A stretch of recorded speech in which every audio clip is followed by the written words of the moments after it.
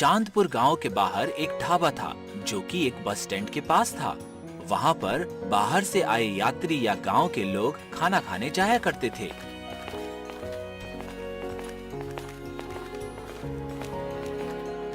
वहां का मालिक शंभू अपने होटल की साफ सफाई बिल्कुल नहीं रखता था, जिसकी वजह से उसके खाने पर मक्खियां भिनभिनाती रहती थी। वो ताज़ा खाना भी नहीं बेचता था। हमेशा वो आज का बचा हुआ खाना कल और कल का बचा हुआ खाना परसों खिलाता था। गांव में चाय नाश्ता या खाना खाने के लिए दूसरा कोई होटल भी नहीं था, इसलिए लोग भी ज्यादा कुछ नहीं कहते थे। शंभू के होटल पर हमेशा ही भीड़ रहती थी, जिससे वो घमंड में भी रहता था। लोगों से वो अच्छे से बात तक नहीं करता था। शंभू के होटल पर छोटू काम करता था, जिसकी उम्र लगभग 12 साल थी। शंभू हमेशा ही छोटू के साथ बहुत ही खराब व्यवहार करता था। एक दिन छोटू ने गलती से चाय का एक ग्लास गिरा दिया, जिसके कारण चाय भी बर्बाद हुई और ग्लास भी टूट गया। शंभू गुस्से में आकर सबके सामने ही छोटू को मारने लगा और वहां से उसे भगा दिया। उसके बाद छोटू बेचारा अपने घर चला गया।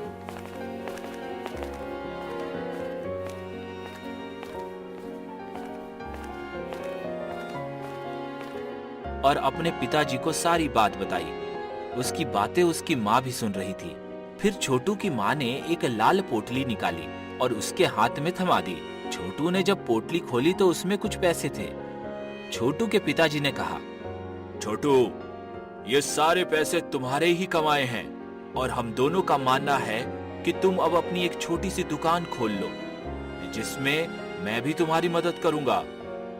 अपने माता पिता की बात सुनकर छोटू को हौसला मिला और वो अपने नए दुकान की तैयारी में लग गया। अगली सुबह छोटू के घर के सामने एक चमचमाता हुआ ठेला खड़ा था, जिस पर लिखा था छोटू चाय वाला।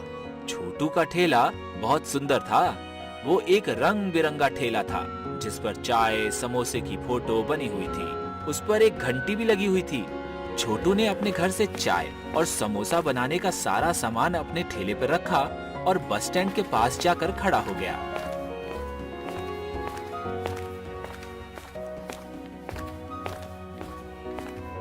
छोटू ने अपना ठेला शंभू के ढाबे के उल्टी तरफ लगाया और चाय बनाना शुरू कर दिया। उसकी बनाई हुई चाय और समोसे की खुशबू हर तरफ जाने लगी और लोग उसके ठेले की तरफ आकर्षित होने लगे। देखते ही देखते उसके ठेले पर लोगों की भीड़ जमा होने लगी। और हो भी क्यों ना, लोगों को अब तक शंभू के यहाँ बासी खाना खाने की आदत थी और यहाँ छोटू उन्हें ताजा और गर्मा गर्म नाश्ता करा रहा था। यही कारण था कि छोटू की बनाई हुई गरम गरम समोसे की खुशबू लोगों तक पहुँचती तो लोग खुद को रोक नहीं पाते। धीरे धीरे समय बीतता गया। छोटू का काम बहुत अच्छा चलने लगा। उसने अब ठेले के पास कुछ टेबल और कुर्सी भी लगा दिए, पर इधर शंभू की नफरत दिन प्रतिदिन बढ़ती जा रही थी। इस छोटे से लड़के ने मेरी नाक में दम कर दिया है। अब लोग मेरा बढ़िया खाना छोड़कर इसके समोसे खाने जाते हैं। लगता है मुझे कुछ ना कुछ उपाय करना पड़ेगा। अगले ही दिन शंभू ने अपना भेष बदला और छोटू के यहाँ चाय पीने गया। उसने अपनी चाय की गिलास में एक मक्खी डाल दी और शोर मचाने लगा, देखो देखो, इसकी चाय में मक्खी है। अचानक लोग चाय का गिलास छोड़कर वहां से जाने लगे। सबने सोचा कि उसने मक्खी वाली चाय बनाई है। उस दिन छोटू को बहुत नुकसान हुआ।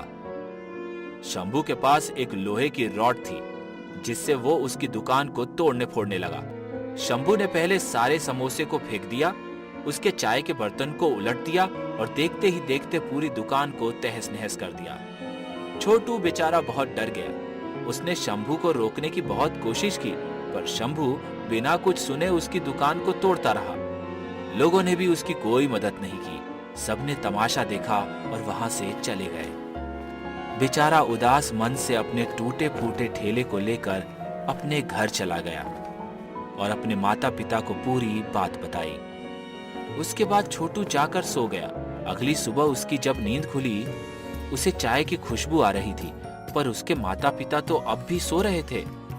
आखिर चाय की खुशबू कहां से आ रही थी? छोटू खुशबू का पीछा करते हुए अपने घर के बाहर गया।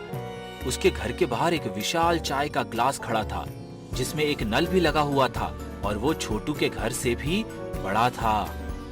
छोटू, मैं एक जादुई चाय हूँ। आज से तुम इस ग्लास में लगे नल से चाय निकालना और सबको चाय देते रहना। जैसे ही तुम 100 लोगों को मुफ्त में चाय पिला दोगे, मैं गायब हो जाऊंगा। उसके बाद तुम अपना ठेला वापस से लगा सकते हो और फिर तुम्हारा कोई कुछ नहीं बिगाड़ सकता है। छोटू ने बिल्कुल वैसा ही किया जैसा उस जादुई चाय ने बोला। उसने लोगों को फ्री में चाय बना के पिलाना शुरू कर दिया। धीरे धीरे ये खबर शंभू तक पहुंच गई। एक दिन शंभू एक भिखारी बनकर लोगों के बीच लाइन में लग गया और छोटू के यहाँ जादुई चाय पीने गया। जब उसका नंबर आया, उसने छोटू से कहा कि उसे भी चाय चाहिए। छोटू ने चाय के ग्लास के सामने ये मांग रखी और इंतजार करने लगा। थोड़ी ही देर में चाय आ गई। जैसे ही उस भिखारी को चाय मिली, उसने वापस से उसमें मक्खी डाल दी और शोर मचाने लगा। देखो देखो, इसकी चाय में मक्खी है। पर छोटू के साथ साथ बाकी सब भी हैरानी से उस भिखारी को देखने लगे, क्योंकि उस जादुई चाय की जगह बहुत सारी मक्खियां आ गईं, जो शंभू पर हमला कर दी। शंभू की असलियत सबके सामने आ गई और काफी मुश्किलों के बाद शंभू को मक्खियों से बचाया गया।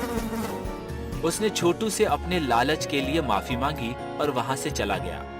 उस दिन के बाद से शंभू ने उसे तंग करना बंद कर दिया।